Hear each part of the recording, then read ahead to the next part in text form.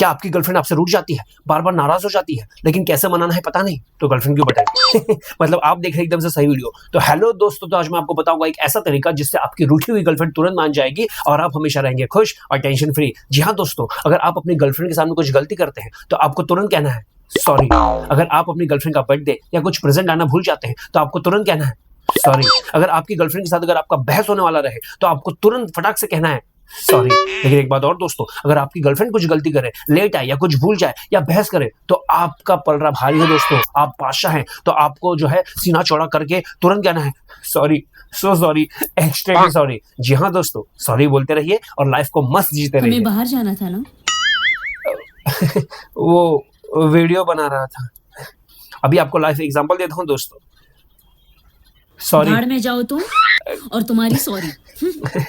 कभी कभार पैर भी पकड़ना पड़ता है दोस्तों। अबे साले बेबी